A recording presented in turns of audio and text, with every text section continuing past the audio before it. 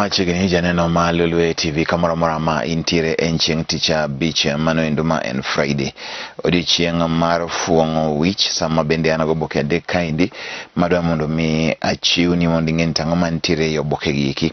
Koboke gi te kawuono ng'eny giloso mana wach mar azimio. Odiochieng' makiny odiochieng' endo ma koro azimio bro yango kendo walo Raila Odinga kaka jachung' mare mano endo sama bende kod ndodo buche madirom 15 bro romo mar mondo mi gitim kamano.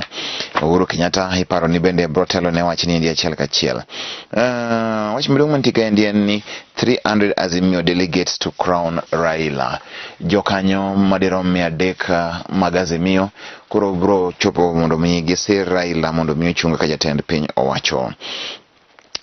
Agents are drawn from 15 political parties and meet in Nairobi tomorrow to pick Odinga as flag bearer. Mane wach mantiere ni koro gibro mokiny mane boma Nairobi kaendi mondo mi koro giyanga Raila kaka jachung'. President Kenyatta is expected to be at the event at KICC before Raila heads for rally at Jacaranda. Mane wach mantiere Kenyatta nigi rally Jacaranda manendo mar ODM miyo bro tieko to rie kuro. An ebullient Raila said yesterday God's time is the best and this is God's time, in reference to his long struggle for the top seat. Relachoni sanya sae e maber koro sebedo komanyo komo ni gilala to koro chopo sama koro sanya sae ochopo. Wach machielo ma aneno kaendi ma nyalo kete Daily Nation kaendi mondo me wach kodi ni thousands of students passing bogus engineering degrees. The fate of thousands of engineering students hung in the balance after it emerged yesterday that 26 courses have not been accredited by the Engineers Board of Kenya, which means graduates cannot be registered as engineers, therefore risking missing out on employment opportunities. Mane wachimantiere itimu engineering sani University ngeni samori timo mano endo course maonge tiende. University of Nairobi maendi en Bachelor of Science Petroleum Engineering makoro wachini poko ketigi kaka magoeko ma gina poko yange kaka magoeko ma gin somo mag jogo medusa kido bedo medusa mar gimora mora nyaka koro be nintiere mano endo jogo manyalo puodhi achiel kachiel. Je kwat nitiere kod Bachelor of Sciences Aerospace Engineering, Bachelor of Science Chemical Engineering, Bachelor of Science Material and Metallurgical Engineering, Bachelor's Civil and Environmental Engineering. Gigi makuro akene gin engineering mage mitimo ng'iyane achiel kachiel. Petroleum engineering to beniko sani osebedo entered kech mage gin kaka ngima dhi mbele. Aparo ni either the body mar engineers odong chien mondo mi gikaw magi pani gin engineering and engineering in its conventional understanding and sense mar engineering. Ka hangi mamoko emacho gani jokaka engineering jokaka degrees journalism kata mass communication en field maber oonge gi weche mang'eny koro ibiro bedo kaka one koro okni isomo to ngako misomo idhi oking'eyo. Chelsea strike Abramovich and battle to save a business empire. Abramovich sani ndiko ni kama tek ahinya sama bende koro ne okume mar mondo mi koro kik otigi mwandu ne epinendo mar England. He is now worth $12.4 billion US. Mwandu ma Abramovich kende ni godo en mwandu ma de Roma trillion 1.4 pesa mar Kenya. Madeni pesa ma Abramovich nitire godo ene budget mogo e Kenya ka ndiga kaiga. Mano pesa nyamna mantie ofuko makidhi ni Abramovich mia fair to mi fair kata masling 100 ewi budget mar Kenya. Mano is how sometimes it's in unimaginable. Yani 1.4 trillion. Mano mna me para ni mondo maintire godo. Mako wachi ni main mwandu ne assets gango goeko. Wacho ni gichopo 1.4 trillion. Liquid cash kwa ng'eyo. To minding ni ene budget ma Kenya goyo. Kechoti mo budget moro madhigi moro 2.8 2.9 trillion. Half of it ng'enyne bedo funded gi other subsidies. But mindi chalni pesa KRA solo usuru te Kenya kaendi Abramovich ni kode. Salat's vitriol confounds Oka leaders. So Kanu Secretary General ma Indian Salat nche wacho ni wawito Kalonzo Musyoka ng'ani wasesaya ahinya ochalo nyathi ma jaserelak wadhi uru nyime mane wach mantiere ka wach makamano no kodhi maber kod jogo kuma gin jo Wiper. Mr. Salat's statement that Musyoka is being fed on Cerelac points to usual crass and opportunistic tendencies. Mutula Kilonzo Jr. Gojoka koro yuare no Kalonzo Musyoka go mbulu ka indi kaka manendo Mensina Council manendo Malo Society of Kenya mano wach madhi nyime kanyo. Kagwe have dealt with the Afya House cartels. Sani koro Kagwe wacho ni oseyuare gi cartels te manitiere Afya House makoro otieko. Mano en wach maber. Tifa nyogolo nonro ka indi kapono timi yiero kawuono Nairobi ka endo koro Johnson Sakaja emebo yiere kaka governor. To Sakaja geni polo linga poko jako kata campaign. Mano nyiso ni very popular. Ailuwe kodi timu Wanyonyi kore kangati osetemo kene majina yani ahinya to kara koro kwego ombulu tena wach mopogore Busia kuja chande Madam Florence Mutua makoro nyalo yier koro kaka governor. Wanjiru pod biro namba kiamna ng'wen abich Nairobi ka endi rungu kang'ata otelo e gwenge mag Murang'a mago e nonro manitiere weche ng'eny kama gi mag Fridays mag counties nitie ka endi inyalo ng'iyo ni ang'o giri ma iloso.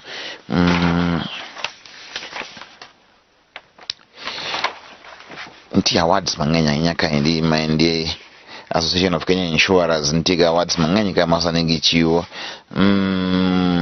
qualifying life insurance agents 2021 magi kigine koro magi joma koro tiyo insurance field.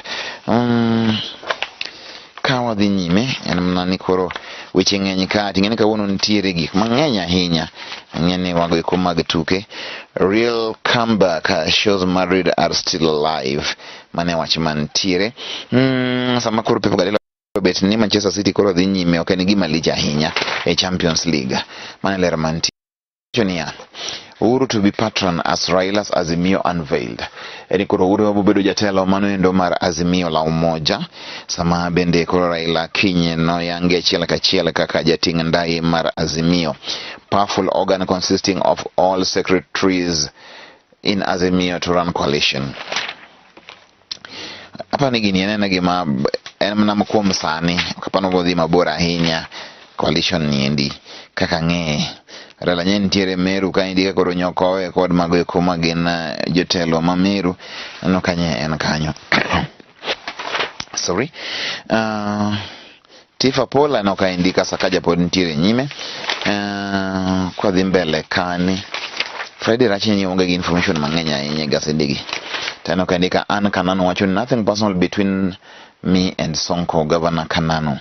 Mane kaka koro Kanano wacho ni onge gino malich ahinya e kinde kod Sonko. She says she will run for election and believes she will get Jubilee ticket. Mane kaka Kanano wacho ni odhi chung governor ma Nairobi kendo obro ringo ng'wejno endo mondo mi ochopi e gikone. Kadhi kendo nyime kama wadhi nindi emani koro uncertainty looms. Chelsea's future bleak magite waseng'iyo achiel kachiel na Oboke nendo mar The Star mang'eny ntango mantiere Oboke mar The Standard. Azimio's long wait for Kalonzo ma wach mantiere ka ni koro Azimio bedo ka koito Kalonzo Musyoka thulo malach ahinya ma endi e wach mantiere ka endi with Raila set to unveil coalitions. With Raila set to be unveiled as coalition's presidential candidate and Uhuru as chairman, the question is, will Hyper both join the campaign machine? Mago eweche mantiere kanyo endo. Kalonzo naparo ni nyoro nyaka be maling wacho ni nyegiro monyoro kod Raila. Elewet ni Kenya Wiper bro bedek Azimio achiel kachiel apa en last minute surprise magiro mondo mege team. Wach machielo manyalo moro jika ni CS hints at plans to review strict COVID measures. Mawach mantiere inyalo lokonwa weche go mag nomination rather, but weche go mag COVID-19 magi kiro wako abuog rombe gi ang'o giri inyalo chak losa ne achiel kachiel. Ano kende ka jo Mazingira Greens Party of Kenya sani ndi bende koro udwa mondo meko kedwa chung inyalo dhi kanyenda achiel kachiel. Kedwa chung governor en siling 200, kedwa chung senator siling 200, kedwa chung governor ng'ama dichuo ng'ama dhako en 1,100, youth 1,100 kamano kedwa chung member of parliament en 50,000 Maendi Koren Mazingira Green Party, Mondo Mi Komondi Kwange resign your current party using that, then use your e-citizen account to register via Register of Political Parties Act. Maendi kaka wachikikuni tiere. Maendi koro nyalo chulo pesa ninde chele kachelo. Giketo deadline, giketo manakamana pani magi parties ma kidhiye tinyalo yudo. Ji mang'eny dhiye parties gi. What I know in these elections, parties, very many parties are going to be represented in parliament. Very many parties. Kichmani giwa inoka ji mang'eny timo, kiloso gijiko inoka ngano wuko dhikoni, ngano lengre koni, jitengi dwe maraboro, ema ji dhiye yiero.